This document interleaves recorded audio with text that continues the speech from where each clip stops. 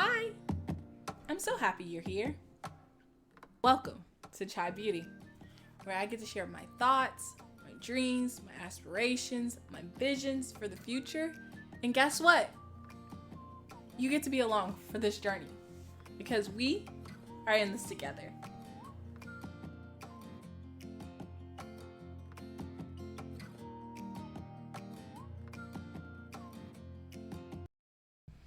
So, as we continue to chapter 5 in your book, it's called The 10 Laws of Boundaries.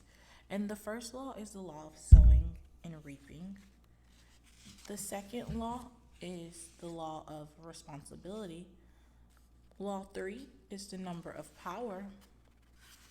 Law 4 is the law of respect. Law 5 is the law of motivation. Law 6 is the law of evaluation. Law 7 is the law of proactivity. Law 8 is the law of envy. Law 9 is the law of activity. And finally, Law 10 is the law of exposure. And overall, when I think about these laws, they are leading up to the high level of you wanting to be free. And understanding that each law represents something. And you have to think about what does it look like for you to be free and walk into your authentic self. Is it understanding that you have a responsibility to your neighbor and to yourself? Or have you not been reaping your consequences for things you've been sowing into there? Is it because somebody's interfering and they have boundarylessness? I think that's the word. Where they're not respecting your boundaries and they don't want you to be hurt, so they interrupt so you never reap your irresponsible behavior? Is it the law of power where you're trying to be over controlling? Or maybe you haven't even admit that overall as human beings, we are all powerless and we haven't confessed and we haven't repented about why we're so powerless. And understanding that we are powerless gives us a certain type of freedom because we know that we can't do anything without God. Because at the end of the day, God died for us. And sometimes in this book, it talks about praying and saying, God, grant me the serenity to accept the things I cannot change, the courage to change the things I can, and the wisdom to know the difference. And I think wisdom is ultimately the best thing you can ask for because we are all ignorant and we're just doing the best that we can. We're learning from our parents, we're learning from society, we're learning certain social norms just through observation. But however, if we go to a different country, it's all different. So I ask you, what are you ignorant about? What are you trying to be free of? What are you trying to do next in your life? What are you trying to become ultimately?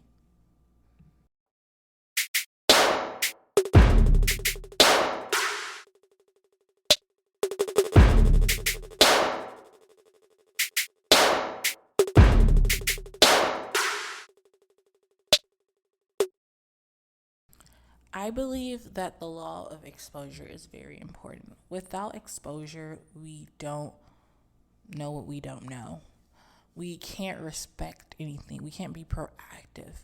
We can't even ask for help because we just don't know. And I've learned in this year that I didn't know a lot. At 27, I thought like I've been through so much. Maybe I have like at least 10% of what I know.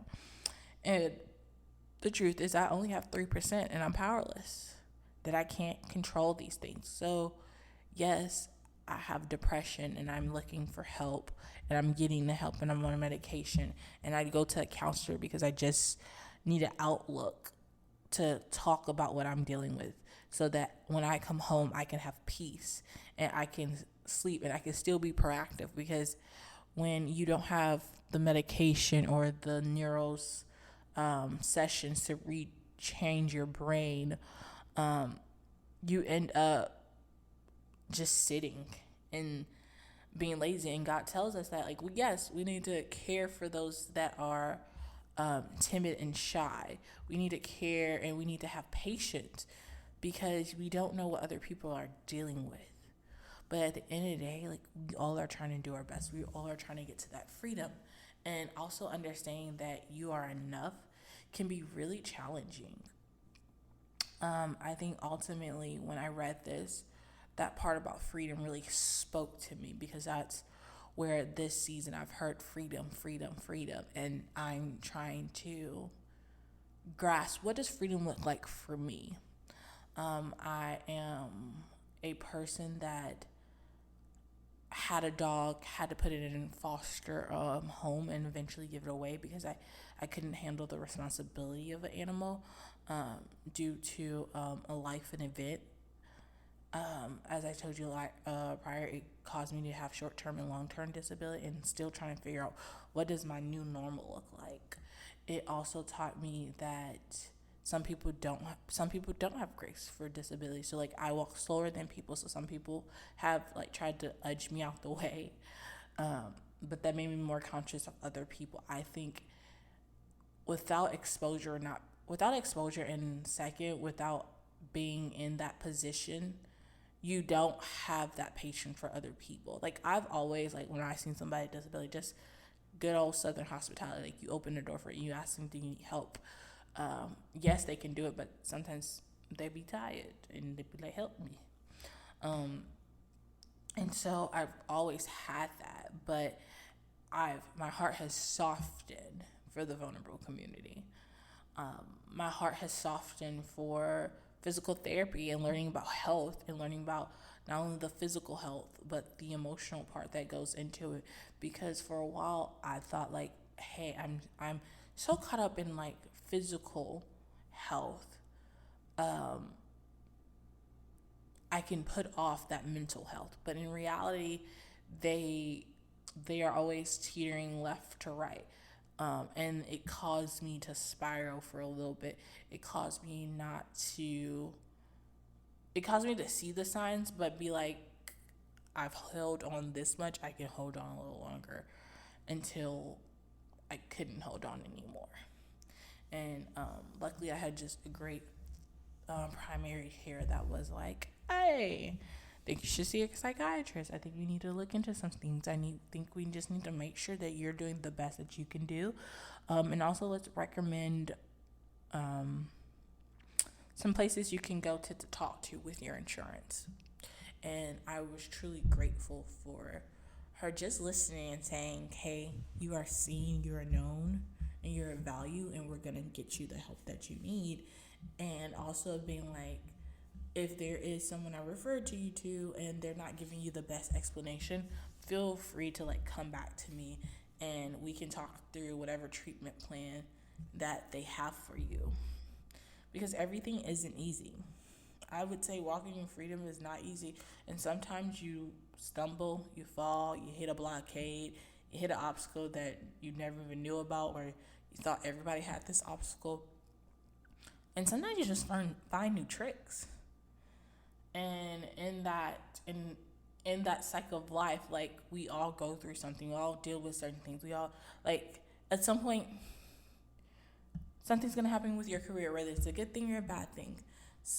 You can get laid off, you can get fired, you can get put on a PIP, you can get a manager you don't like. You're gonna struggle in a season, but that shouldn't hold you back. That shouldn't make you feel like you don't know what's happening next.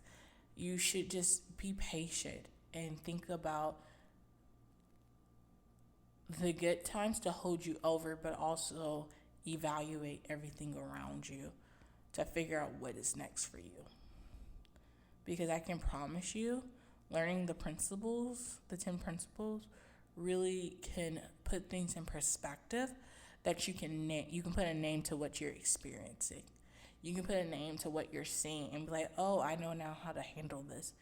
And that just comes with just trying, as I'm going to continue to say in this season 3 and maybe more, you're just becoming. And it's okay to becoming. But overall, everyone is proud of you. And you just taking the initiative to learn is just as important as you saying out loud, yes, I'm powerless. Yes, I can't do this. Yes, I need help. Yes, I need the resources. Yes, I don't have the money for the resources. Or yes, I do have the money for a resource, but I really didn't like that resource you gave me this time. Can we try something new? Because none of us can read your mind. None of us can experience what you're experiencing. None of us can grow for you. But as long as you communicate, we definitely can help you. And so that's all anybody truly wants to do, is to help you be the best version of you.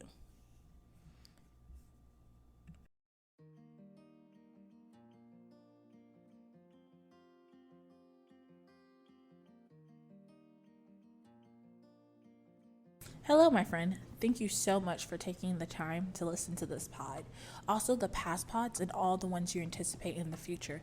I've loved your comments and your reviews on Spotify. And as we continue to grow, I continue to think of other ideas. So currently, I'm investing in my website. So visit www.chaibeauty.org. There's no space. And you can see how I'm extending our community together because we are a family. So thank you.